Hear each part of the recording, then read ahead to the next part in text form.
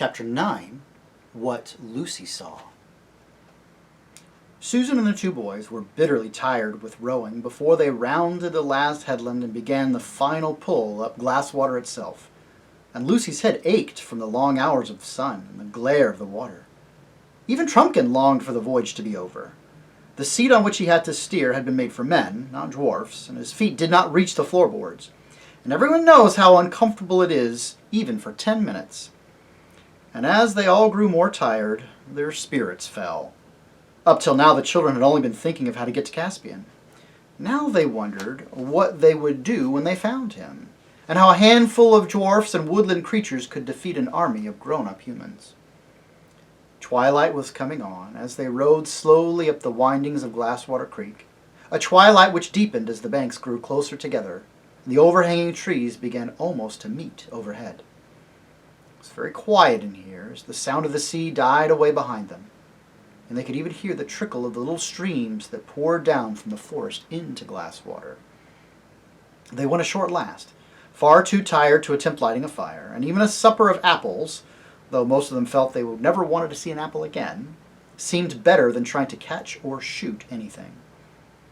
After a little silent munching, they all huddled down together in the moss and dead leaves between 4 large beech trees. Everyone except Lucy went to sleep at once. Lucy, being far less tired, found it hard to get comfortable. Also, she had forgotten till now that all dwarfs snore. She knew that one of the best ways of getting to sleep is to stop trying, so she opened her eyes. Through a gap in the bracken and branches, she could just see a patch of water in the creek and the sky above it. Then, with a thrill of memory, she saw again, after all those years, the bright Narnian stars. She had once known them better than the stars of our own world, because as a queen in Narnia she had gone to bed much later than as a child in England. And there they were. At least 3 of the summer constellations could be seen from where she lay. The ship, the hammer, and the leopard. Dear old leopard, she murmured happily to herself. Instead of getting drowsier, she was getting more awake, with an odd, nighttime, dreamish kind of wakefulness. The creek was growing brighter. She knew now that the sun was on it, though she couldn't see the moon. And now she began to see that the whole forest was coming awake like herself.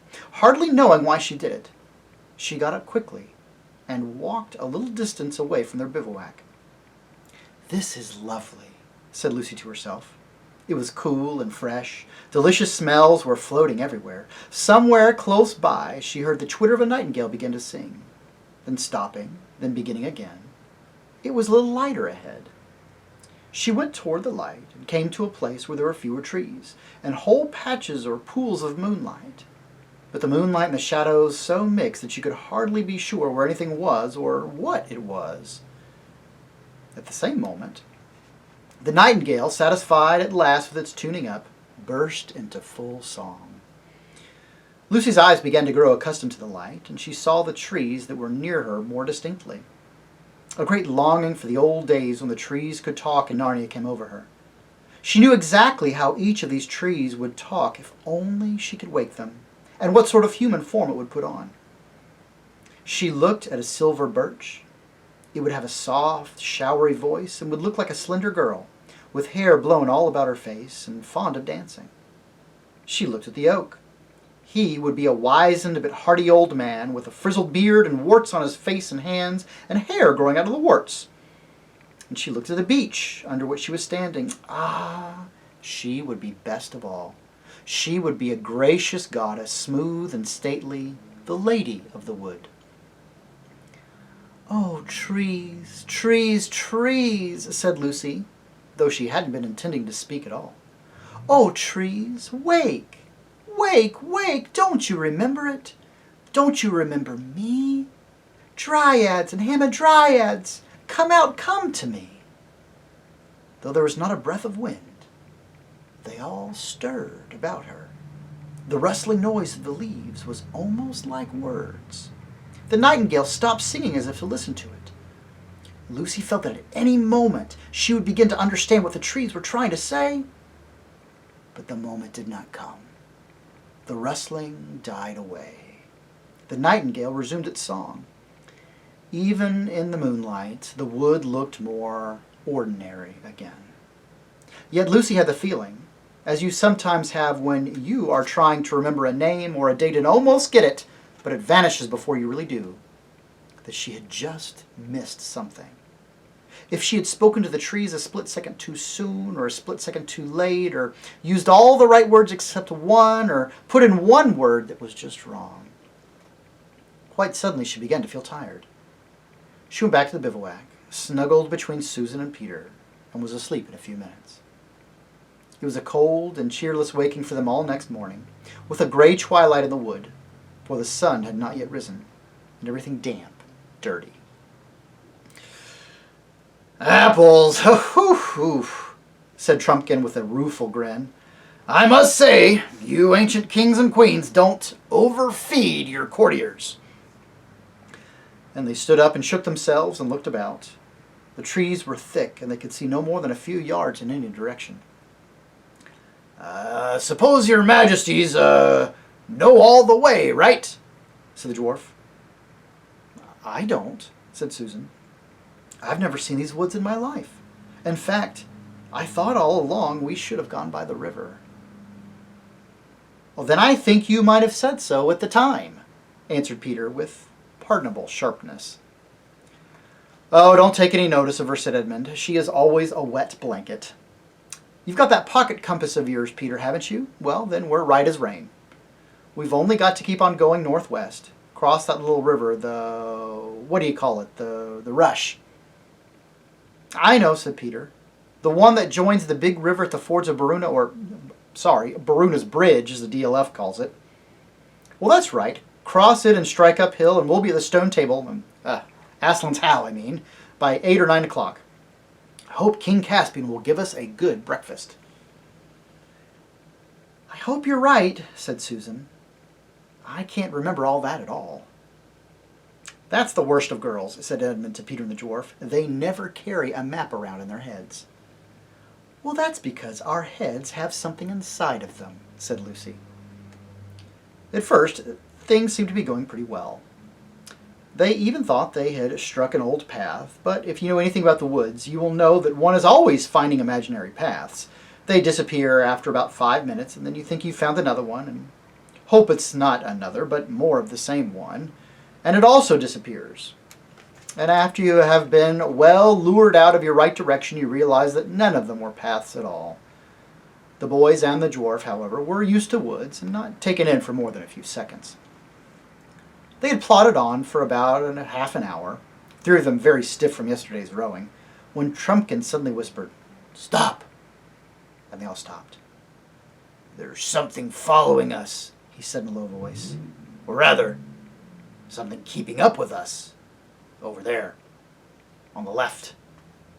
And they all stood still, listening and staring till their ears and eyes ached. "You and I better each have an arrow on the string," said Susan to Trumpkin.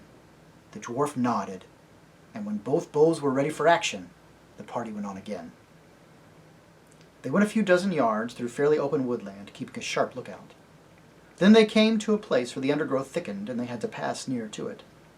Just as they were passing the place, there came a sudden something that snarled and flashed, raising out from the breaking twigs like a thunderbolt. Lucy was knocked down and winded. Hearing the twang of a bowstring, she fell. When she was able to notice things again, she saw a great, grim-looking gray bear lying dead, with Trumpkin's arrow in its side. "The DLF beat you in that shooting match, Sue," said Peter, with a slightly forced smile. Even he had been shaken by this adventure. I left it too late," said Susan in an embarrassed voice. "I was so afraid it might be, one of our kind of bears, a talking bear." She hated killing things. "Well, that's the trouble of it," said Trumpkin. "Most of the beasts have gone enemy and gone dumb, but there are still some of the other kind left. You never know, and you daren't wait to see." "Poor old Bruin," said Susan. "You don't think he was?" "Not he," said the dwarf. "I saw the face and I heard the snarl. He only wanted little girl for breakfast. Talking of breakfast, I don't want to discourage your majesties when you said you hoped King Caspian would give you a good one, but meat's precious scarce in camp, and there's good eating on a bear. It'd be a shame to leave the carcass without taking a bit, and I won't delay us more than half an hour. I dare say you two youngsters, kings, I should say, know how to skin a bear. Let's go sit down a far way off, said Susan to Lucy. I know what a horrid, messy business this will be. Lucy shuddered and she nodded. When they had sat down, she said, Such a horrible idea has come into my head, Sue. What's that?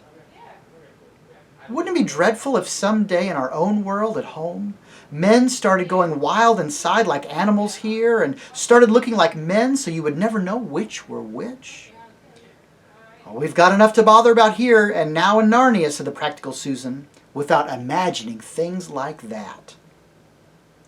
When they had rejoined the boys and the dwarf, as much as they thought they could carry of the best meat had been cut off. Raw meat is not a nice thing to fill one's pockets with, but they folded it up in fresh leaves and made the best of it. They were all experienced enough to know they would feel quite differently about these squashy and unpleasant parcels when they'd walked long enough to be really hungry. On they trudged again, stopping to wash 3 pairs of hands that needed in the first stream they passed, until the sun rose and the birds began to sing, and more flies than they wanted were buzzing in the bracken. The stiffness from yesterday's rowing began to wear off. Everyone's spirits rose. The sun grew warmer, and they took their helmets off and carried them. I suppose we are going right, said Susan about an hour later. I don't see how we can go wrong as long as we don't bear too much to the left, said Peter. If we bear too much to the right, the worst that can happen is wasting a little time by striking the great river too soon and not cutting off the corner. And again they trudged on, with no sound except the thud of their feet and the jingle of their chain shirts. Where's this bally rush got to? Said Edmund a good deal later. I certainly thought we'd have struck it by now, said Peter. Well, there's nothing to do but keep on. They both knew that the dwarf was looking anxiously at them, but he said nothing. And still, they trudged on, and their mail shirts began to feel very hot and very heavy. What on earth? Said Peter suddenly. They had come, without seeing it, almost to the edge of a small precipice, from which they looked down into a gorge, with the river at the bottom. On the far side of the cliffs rose much higher, and none of the party except Edmund, and perhaps Trumpkin, was much of a rock climber. Oh, I am sorry, said Peter. It's my fault for coming this way. We're lost. I've never seen this place in my life before. Whew. The dwarf gave a low whistle between his teeth. Oh, do let's go back and go the other way, said Susan. I knew all along we'd get lost in these woods. Susan, said Lucy reproachfully, don't nag at Peter like that. It's so rotten and he's doing all he can. And don't you snap at Sue like that either, said Edmund. I think she's quite right. Tubs and tortoise shells, exclaimed Trumpkin. We've got lost coming. What chance have we to find our way back? If we're to go back to the island and begin all over again, even supposing we could, we might as well give up the whole thing. Myraz will have finished with Caspian before we get there at that rate. You think we ought to go on? Asked Lucy. I'm not sure the High King is lost, said Trumpkin. What's to hinder this river being the rush? Because the rush is not in a gorge, said Peter, keeping his temper with some difficulty. Your Majesty says is, replied the dwarf. But oughtn't you say was? You know, you knew this country hundreds, maybe 1,000 years ago. Might it have changed? A landslide might have pulled off half the side of that hill, leaving bare rock, and there are your precipices beyond that gorge. Then the rush might go on deepening its course year after year until you get the little precipices on the sides. Or there might have been an earthquake, or anything. I never thought of that, said Peter. And anyway, continued Trumpkin, even if this is not the rush, it's flowing roughly north, so we must fall into the great river anyway. I think I passed something that might have been it on my way down. So, if we go downstream, to our right, we'll hit the great river. Perhaps not so high as we hoped, but at least we'll be no worse off if you would come my way." "Trumpkin, you're a brick," said Peter. "Come on then, down this side of the gorge." "Look! Look! Look!" cried Lucy. "What? What? Where?" said everyone. "The lion!" said Lucy. "Aslan himself, don't you see?" Her face had changed completely, and her eyes shone. Do you really mean?" began Peter. "Where do you think you saw him?" asked Susan. "Don't talk like a grown-up," said Lucy, stamping her foot. "I don't think I saw him. I saw him." "Where, Lou?" asked Peter. "Right up there, between the mountain ashes. No, this side of the gorge. And no, up, not down. Just the opposite of the way you want to go. And he wanted us to go where he was, up there." "How do you know that's what he wanted?" asked Edmund. I just know," said Lucy, "by his face." The others all looked at each other in puzzled silence. Her Majesty may well have seen a lion," put in Trumpkin. "There are lions in these woods, I've been told, but it needn't have been a friendly and a talking lion any more than the bear was a friendly and talking bear." "Oh, don't be so stupid," said Lucy. "Do you think I don't know Aslan when I see him?" "He'd be a pretty elderly lion by now," said Trumpkin. "And if he's one you knew when you were here before, and if it could be the same one, what's to prevent him from having gone wild and witless like so many before?"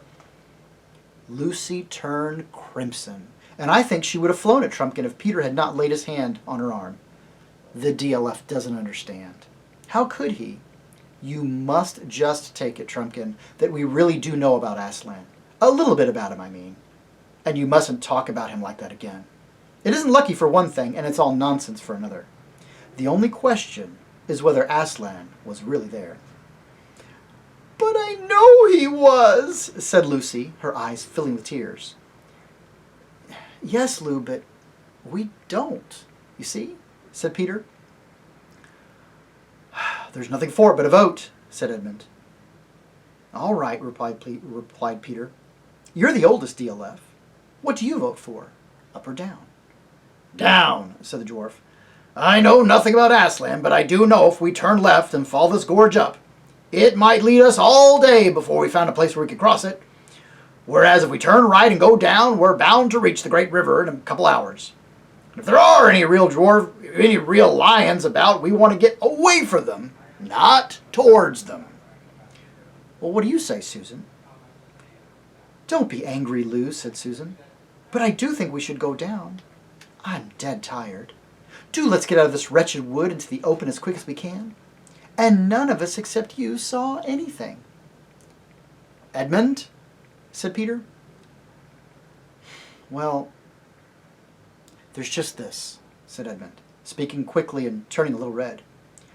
"When we first discovered Narnia a year ago, or 1,000 years ago, whichever it is, it was Lucy who discovered it first, and none of us would believe her.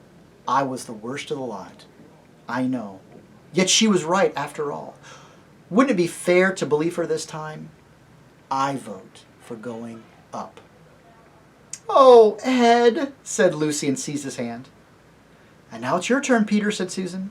"And I do hope—" "Oh, shut up. Shut up and let a chap think," interrupted Peter. "I'd much rather not have to vote." "You are the High King," said Trumpkin sternly. "Down," said Peter after a long pause.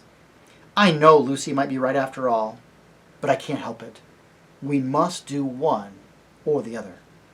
So they set off on their ride along the edge downstream, and Lucy came last to the party, crying bitterly.